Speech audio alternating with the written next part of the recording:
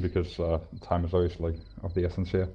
Thanks for everyone that helped create the courses. So that would be who? JJ, Kelly, and Tyrone. Yeah? Did I miss anyone? Yeah, alright. So thanks to you and thanks for everyone else who's showing up here. Today's subject matter is going to be MOUT, or whatever you want to call it. MOUT is like an old military term from the US military, I believe. Military operations in urban terrain. Not to be confused with CQB or CQC, which is a broader term, but doesn't really matter for us right now. As I can already tell, you all brought basic normal loadouts. Everything that's going to happen today is going to, is attempting to help you with your normal team situation, so you should bring basically what you always bring, because otherwise you basically cut to your own flesh and make it less effective. Another note I want to make right now is I can't make experts out of anyone in 2 to 3 hours of training. You have to be consistent yourselves, and on a weekly basis, that's the only thing that's going to help you really. I can just give you some small little input here, and then you can try to implement that every week. If you have questions throughout the whole thing, feel free to ask them at appropriate times. So if I'm just obviously trying to finish something or a subject of some sort, then yeah, just, you know, like on other presentations or whatever. The roadmap for today is it's basically split into three different parts. I'm going to talk about part one's the basic part. We're going to talk about it for a little bit, demonstrate a couple of things, and then we're going to move on to the live fire course, where you get a certain objective you have to fulfill. You do that, you come back. We have a quick AAR where we talk about all the things that happened, questions, improvement points, whatsoever. Part B, it's going to be more movement focused, so not so much clearing every house in a town, but moving through a town rather than clearing everything. I think that's something we do lack, and something that we can learn definitely. And then part C, the final part, is going to be optional, depending on how much time we have spent. It's going to be a low light thing where we talk a little bit about that, maybe with suppressors and specialized equipment to just you know, be a little more advanced and realistic in what we try to do. Alright, so for the duration of this first part, what I want is you can have your weapons out, but please unload them, because you obviously we're going to be showing some things, so we're going to do that. I've already split you into teams on the map, so we have 2 4-man teams. I'll not be part of any, even for the exercises, because I want to use and kind of see and kind of throw some curveballs at you from time to time. Yeah, TLs, you're obviously responsible for your teams, so do normal equipment checks prior to the live fire stuff, but we don't have to do this right now. And then, unless there are any questions right now, let's move on to the MOUT principle preparation, I think it's called. Yeah, so go over to the teleport over there, not to the MOUT course, right? So let's show up over there. Where to? So you go here, you go to advanced.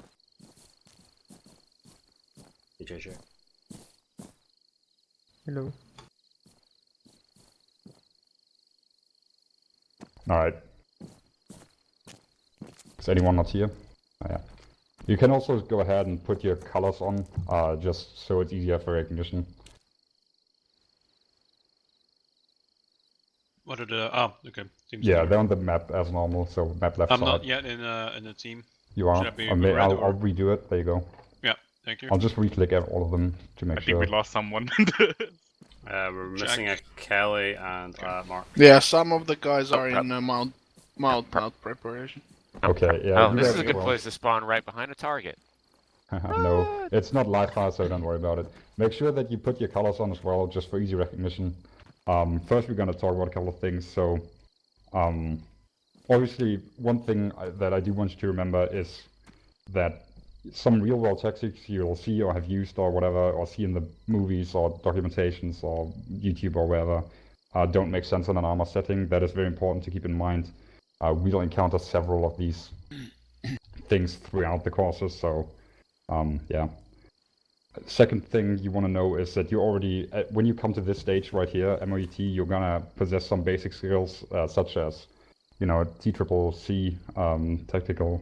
So the medical stuff, the normal weapon stuff, your equipment loadout, everything. I expect that of you, and I'm not gonna touch on that today. Especially you're gonna need that medical knowledge, because MOUT has the highest casualty rates possible, or usually in terms of combat scenarios.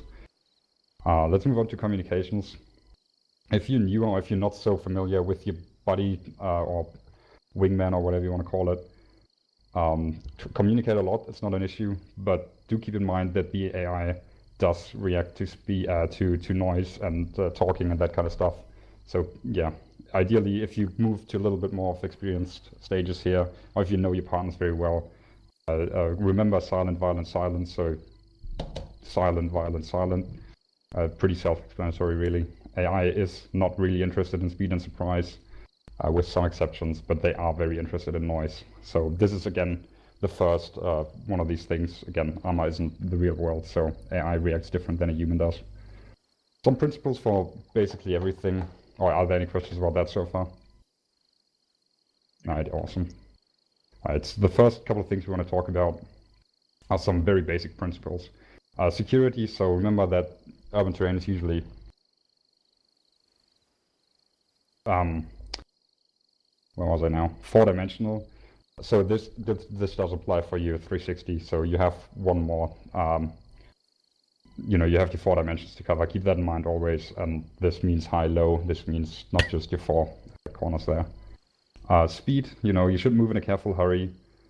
Never move faster than you can accurately engage targets, unless you're obviously sprinting from point A to B while you're being covered and that kind of stuff. But generally speaking, when flowing through rooms or moving on streets that you haven't really cleared or secured, then you want to be careful and be able to engage targets that show up. Simplicity is another principle apart from security and speed. So choose the path of least resistance over the unknown, right? If you've already been somewhere and know that it's safe, might as well use that path again over something that you don't know.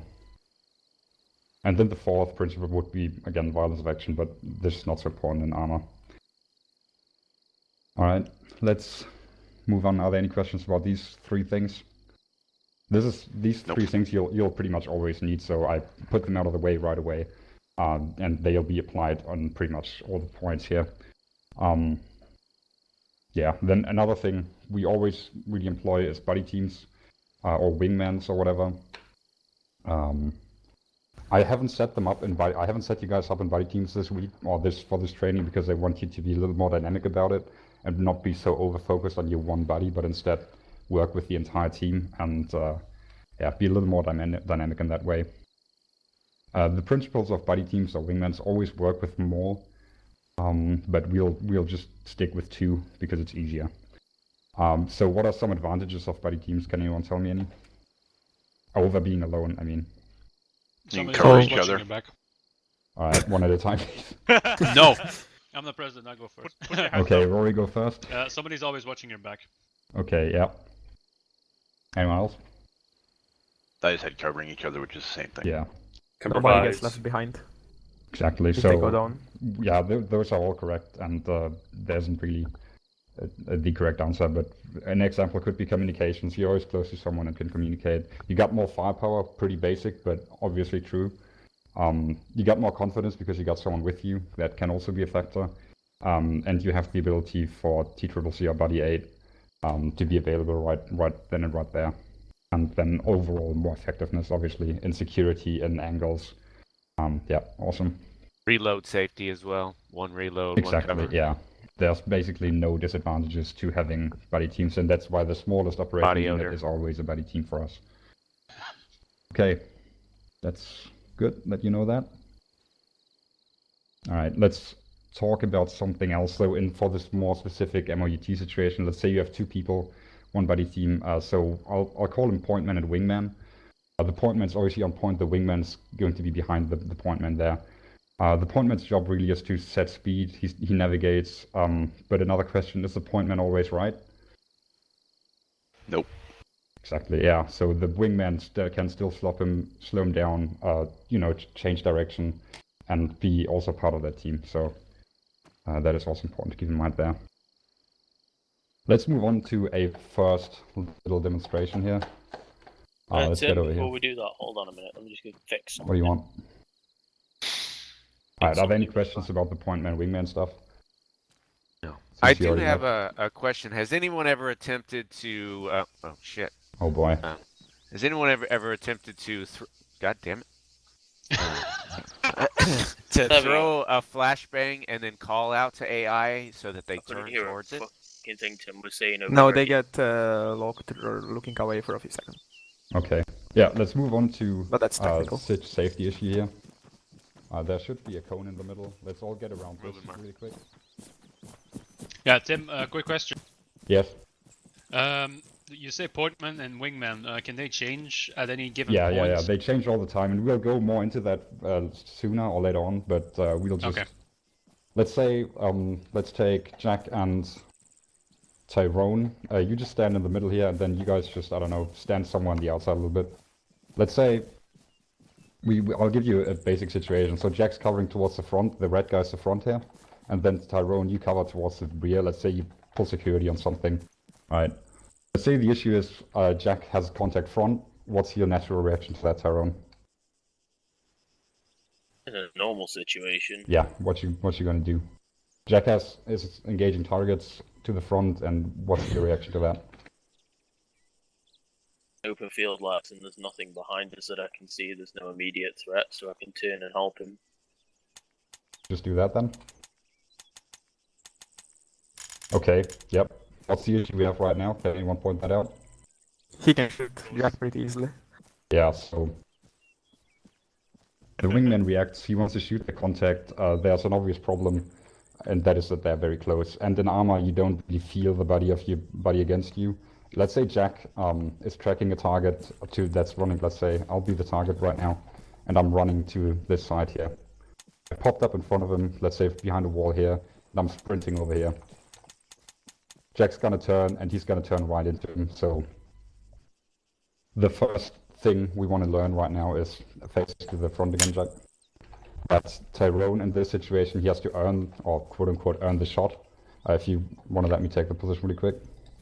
So what I want to see is, obviously you're going to react to it, right? He's going to react, and that's great. But what you want to do is you want to step a couple steps away, get online with him, and then you can engage the target quite safely. Generally speaking, a shooter needs, and in armor this is especially true because there's no close proximity sensation. You can't feel your buddy next to you, right?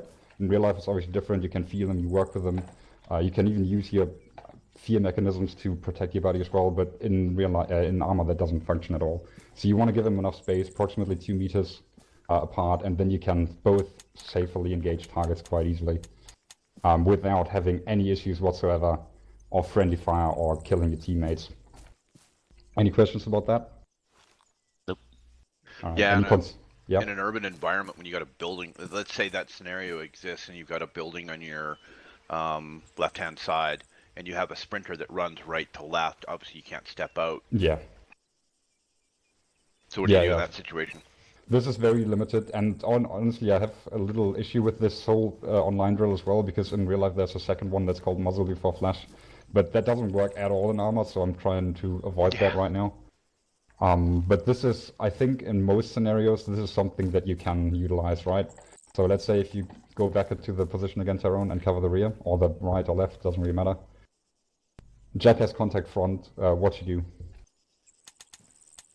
Yeah, you turn around and then you... Obviously you want to do this fast as well, and you want to do it with, you know, you might have to do it with multiple people. And that leads us to the next little part. We can test this out with a couple of people. So let's say red team, you take the, go behind the targets here. And blue team, you just go in the middle with Tyrone there. Just mix up, get your weapons out. Let's say... Make sure they're clear. Alright, yeah, you, Jack, stay on this one. Earth, get to that red one there. And then Rory, you go to that one. And then who's the final one? Mark, you go to the blue one. Alright, just go ahead and call out the colors. And then I want you guys in the middle there to pull that online drill and try to get in a position from where you can all engage the target safely. Alright, let's start with black. There's 2 black. What? Oh, is there? No, that one's blue as well. Well, Oh, we'll do it blue, differently okay. then. I don't Jack, see it, sorry. Jack, you are Alpha. Whoever's over here, you are Bravo. Okay. Mark, you are Delta. Charlie, well, and you are Delta here. So we'll start with Delta. Delta. What? Yeah, alright. That doesn't really work. It needs to be a fast reaction, right? Yeah, but Delta isn't really a way to call where the fire is coming from. It How is, about right, left, rear, front? Yeah. Right, left. but it's not gonna work because you see if Mark's gonna call something, it's gonna be a different direction to him. Just react to the direction, right? It's not really all that difficult. Should I shout him or something? Yeah. Just shout. Okay. Set up. So, no, you don't flow, just remain in the situation and it should be relatively quick. So Alpha, Delta, Bravo, Charlie, for example. But give him enough time to flow into the situation, right? So someone start? Alpha. Yeah. Yeah, and again, make sure that you have enough space to all engage the target, alright? That's well. Let someone else do it. Someone else called it out. Alright, Delta, Delta. Okay, there you go. And next one. Bravo, Bravo. Charlie.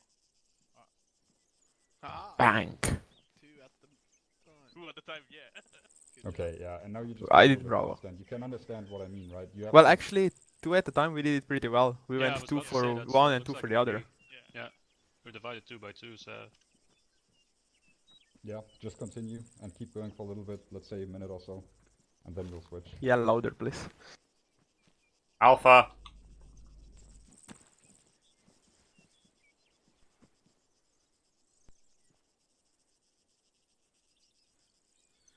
Charlie. Delta, Delta, Delta.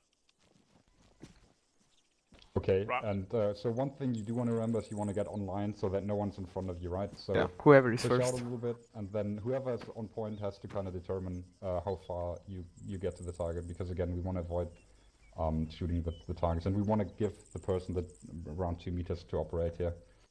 It doesn't have to be perfect, especially in armor. It's kind of hard to feel, and you can't do a quick look. So, but still, I try to minimize the ability for friendly fire here. That's basically Head the main tracking, goal. you can. Yeah. Yeah. Very easy. That's a great advantage of it. Okay, but continue a little bit, and then we'll switch. Alpha. Bravo.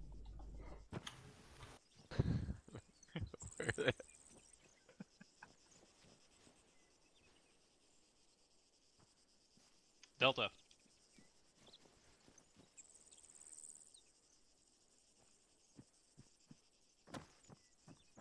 Charlie.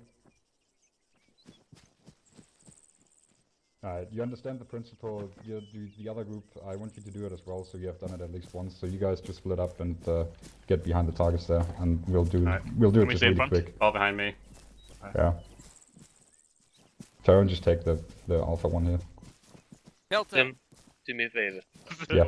Can you yell for me because I can't hear? I am. Oh, what are you? What are you, alpha? I'm out there. Okay, yeah. Alright, you set?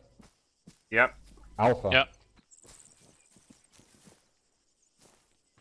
Alright, yeah, exactly.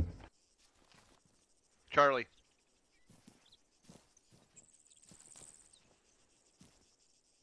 Delta. Get online. Yeah, there you go. 2 meters space approximately, so yeah. Bravo. Online. Yeah.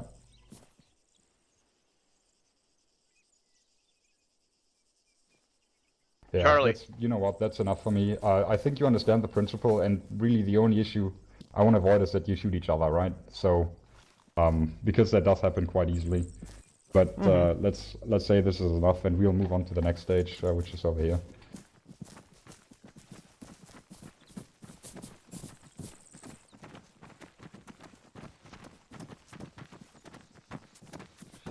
Okay, well, the next stage would be pieing. I think everyone here is familiar with the concept, or is anyone not familiar with it? Alright, no, alright, I'm just gonna do one demonstration then, and then we'll move on.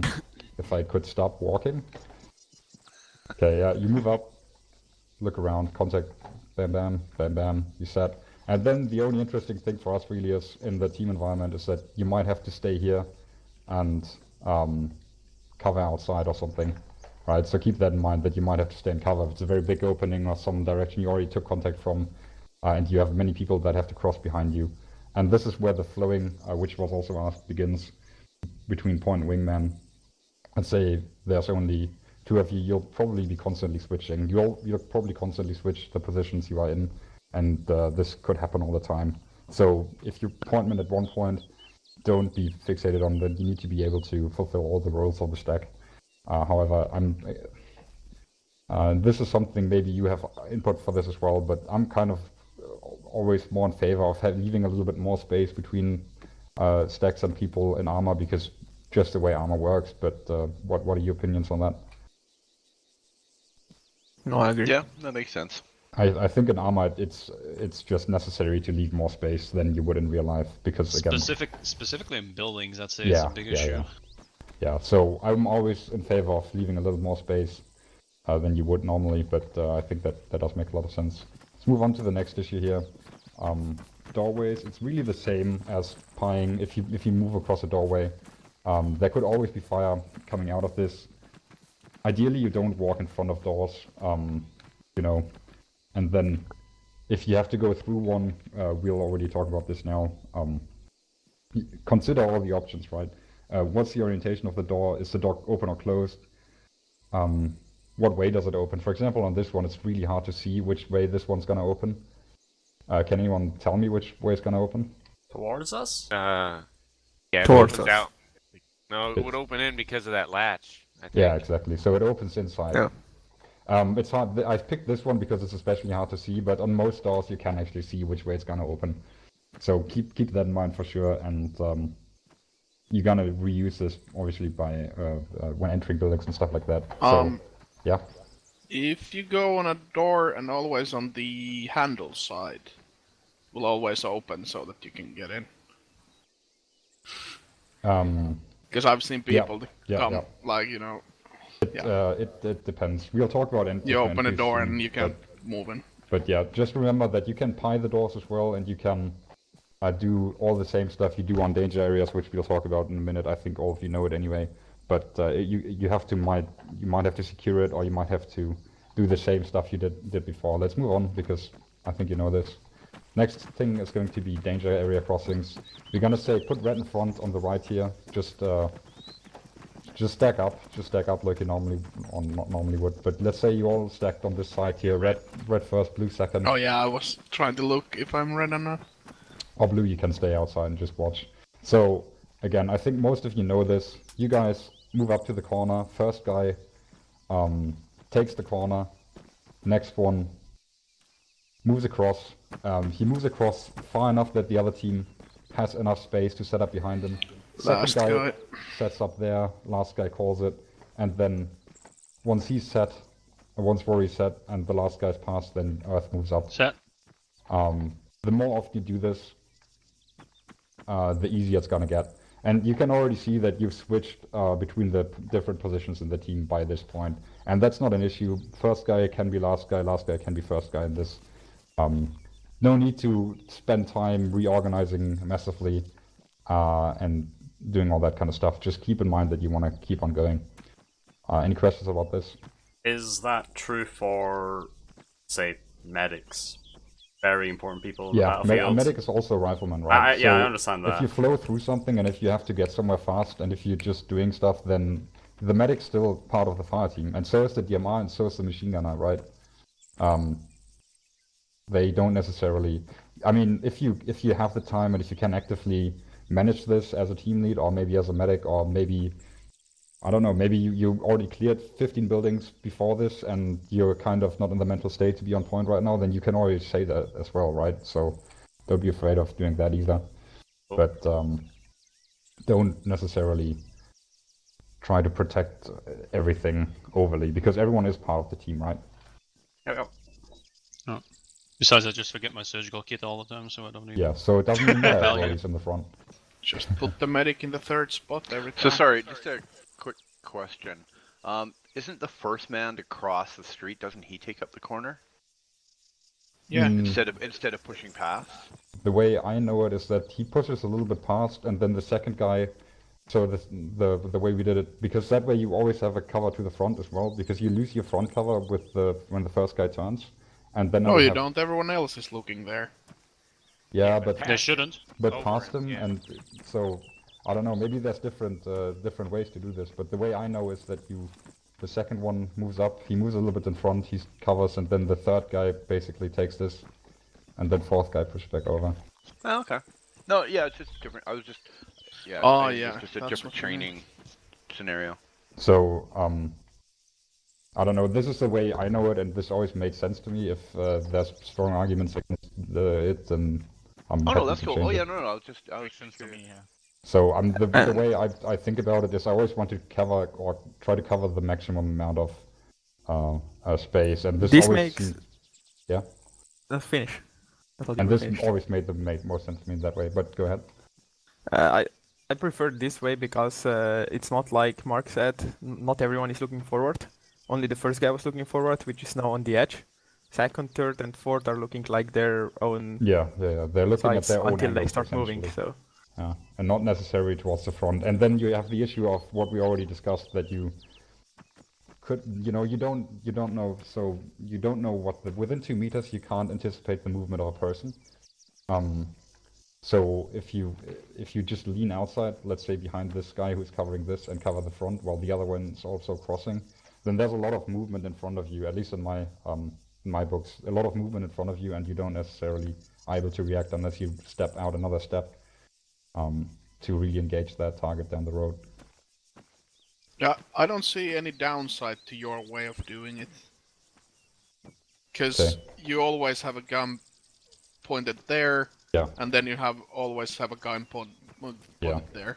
And then a couple of points already skipped, like JJ said. I just skipped that whole what to cover in the stack, because I think you all know this. So first guy front, last guy rear, and then the angles outside, so that you have everything. Or the windows inside, could also be the case. third guy upstairs if there's multiple stories. Yeah. stuff So like that. low, high could be also. But we'll talk a little bit more about movement in the second phase. I just want. Wait, what was that? Hmm? The What? low, high Oh, thing? low, high. We're gonna talk about that later. Don't worry about it. Alright. So because you have the multiple dimensions, you have the low, let's say the street level here, and then you also have the higher levels, which could be first floor, second floor, that kind of stuff. That's what I mean. Balconies stuff. Balconies, windows on like higher levels, right? But Yeah. let's move on. I think the danger area crossing. We all know this, but it kind of gets rusty over time, and Yeah. people kind of forget it. So it's good that we talked about it again. Yeah, you rammed that in last time pretty well.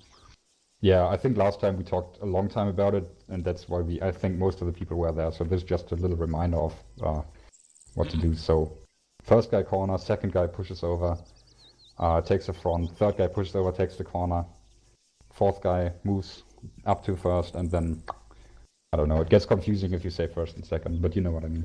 Yeah. It's also written down, and it's also written down in the thing. Alright, let's skip this for right now think. because I want to talk about another principle. Oh, I remember this. Yeah. Okay. I remember this also. Yeah. Awesome. Slow runners. Yeah, they're just walking. We're not Kelly slow, is the we're just only one old. that Yeah. apologize. So this station is more of a principle showcase, and it's about control and the dominance of physical space. Let's say red team, you guys set up on this cover here, and let's, for the intended purpose of this one, we're gonna say that one is a building. So this little block of things is a building. You guys are covering the building, and what I want to showcase by this is what you want to do is you want to take control of the street, which is this dirt path here. Then you have your second team that's gonna move up, get into the building with the first one covering, and then you can, you've taken control of the street, then you take control of the building, which you also did a little bit by just covering the entrances, and then blue team can move in and take control of the room. So, street building room, right? But we're not going to go too deep into this.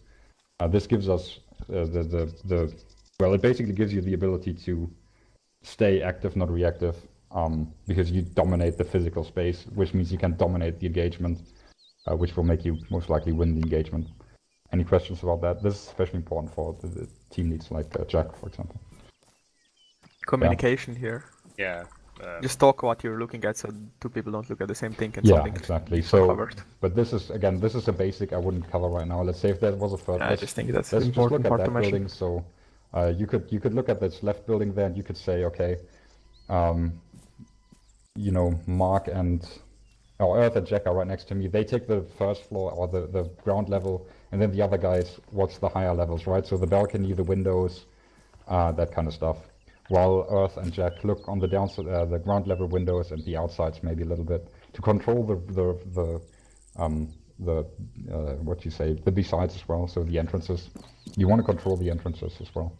So yeah, take control, dominate the physical space, and then you're probably going to win the engagement. I think it's a good point that JJ makes about the communication. I think in general we should be speaking a lot more in combat situations to compensate with the clunkiness of Arma and who's looking at what. Because like you said, you don't have that feel of somebody actually being right next to you, or as you said, you feel it normally, right? Or you have some sort of intuition that there is somebody running or walking next to you. Yeah, but you can definitely do a lot with communications and exactly. Yeah, I think that's a good point, and that everybody should do more.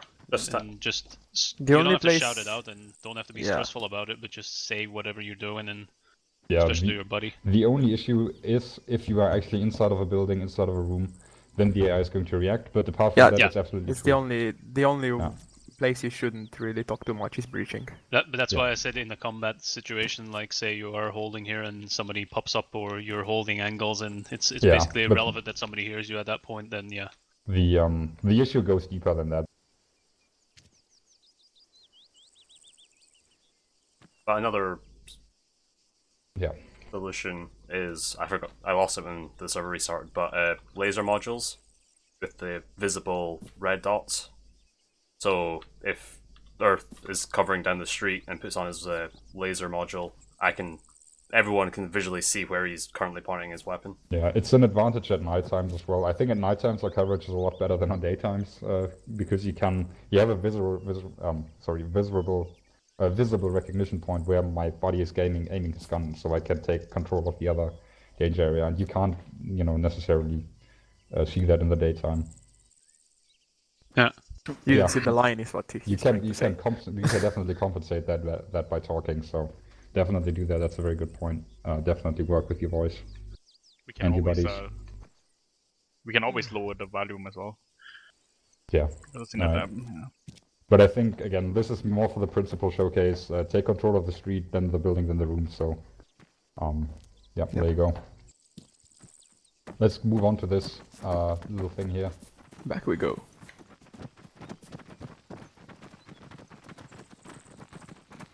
So I think this is a skill we actually did kind of lose quite heavily over the past couple of months, is the actual building clearing.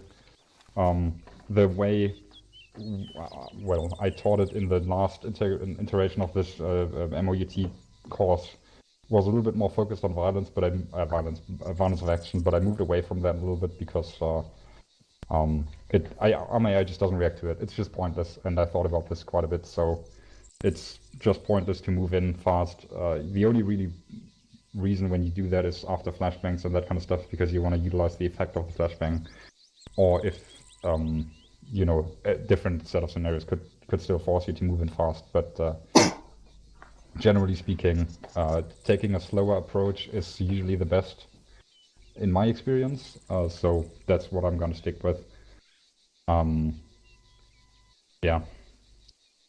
But let's talk about a couple of things. This is obviously a little too big for a doorway. I kind of fucked up on that part, so we'll just act like it's a little bit more doorway. So, yeah. First question you're gonna ask yourself obviously is what do you expect in this room? Do I have audio contact? What are the lighting conditions? Is it going to be drastically brighter or less or darker than on the outside? Let's say on a low light environment. Is there going to be light inside? Is that going to fuck me up quite heavily? Remember what we've already talked about with doors, which way is this damn thing going to open? Because I've seen this in the past couple of weeks extensively, that people just open doors and then run right into them. Yeah. Not great. Absolutely not ideal. Apart from that, so I want to move over to two different methods. Before this, on the last integration or last version of the MOUT test course, what we talked about is the stacking up thing. Let's say we'll take Jack and JJ. Just get over here really quick. And what we want to do here is Jack's your point man right now. JJ is his wingman. JJ moves up, behind Jack. And he has to let him know that he's ready, right? Jack doesn't have to ask because he's concerned with watching the door, doing something. JJ does something, for example, knocking on his shoulder to symbolize, okay, I'm here, I'm good to go. Where do you want to go? And then either you do it silent if you know your buddy a little bit and can react to that. You do it silent and Jack says, okay, I'm just going to go in, go left, and then JJ is going to go in and go right. Or you can do it vocally and say, all right, going in, going left, and then he's going to go in and left. The important thing, what you want to do is when you say, let's say Jack moves in, or let's say I'm point man right now, I'm moving in, let's say I'm going to say going in, going right. I go in, I go right. I clear my right side corner. I definitely check this corner before I do anything else. Not just for context, but for pressure plates, IDs, everything, really.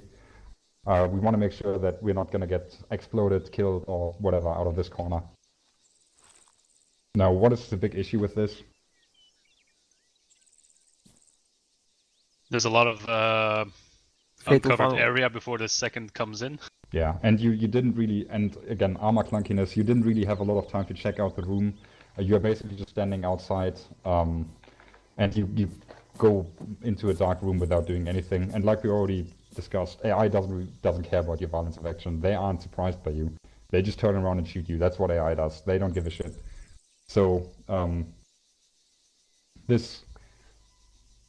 the pro side of this, you are very far, or you are faster in the overall process than with the crisscross, but you are a little bit more exposed. It's very useful against, after flashbangs or hand grenades of some sort if you really need to push into a room fast, or maybe if you take fire from the backside or something, you might have to do this.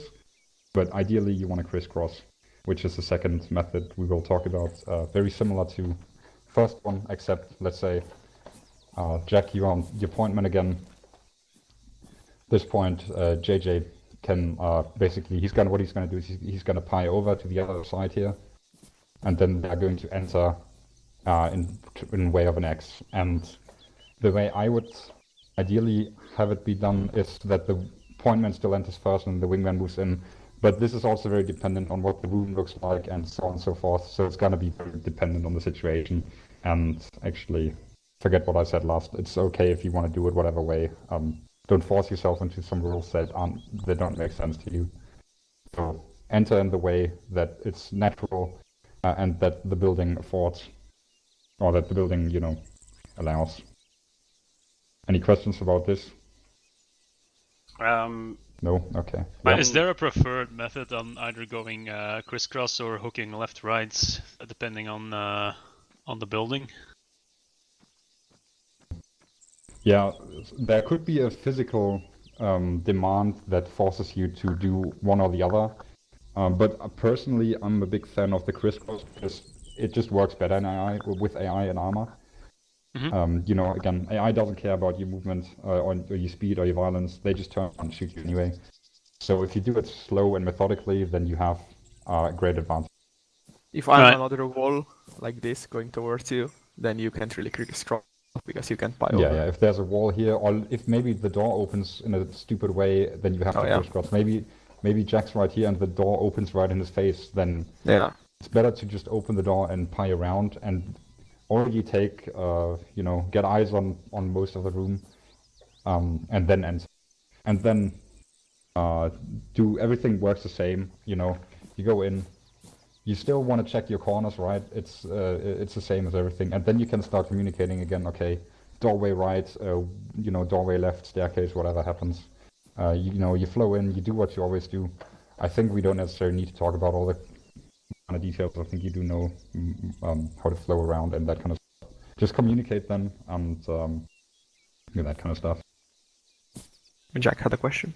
Would it ever be useful, because I think I've done this before, is just have someone move up to the door and position a rifleman or something. Position already when the door's being opened. Yeah, further away, so it's like can be good. a man Yeah. moves up, opens the door, and then you have immediate fire into the room.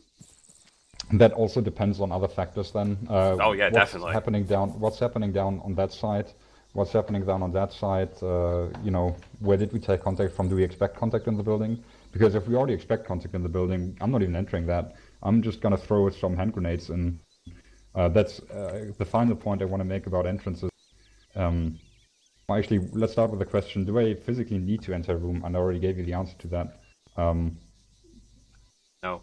No, you don't. No. Usually you don't. Usually you have hand grenades. Usually you have launchers. You have 40 mic grenades. You have mounted weapons. You have vehicles. There's, if you don't need to risk your life, don't. I mean, what's the point of it? It could be the case that there's wounded personnel, HVTs, civilians, etc., that kind of stuff in there. Then obviously you need to get into the room. But if you don't have to necessarily get into the room for no reason, then just don't. What's the point of dying when you don't have to, or overexposing yourself when you don't have to? No, yeah. Yeah, I was gonna ask something else, but I semi forgot. Okay. Yeah, we're almost done with this part as well, so we'll go over to the live one in a Yeah. second here. Okay. No, is it? Are we more inclined to open the door and peek in and see what happens first, or are we basically saying we open the door and we walk in slowly then, opposed Well, he to says running slow, in from so before? I would say walk. Personally, I actually enjoy moving not too fast into rooms because it gives me, personally, it gives me Control. better reaction times. If I move in slow, or if I move in like this even, it could be that I'm not fast enough. If I move like this, I definitely know that, So whatever feels best to you, I'd say. Okay, but that's for the actual entering of the room.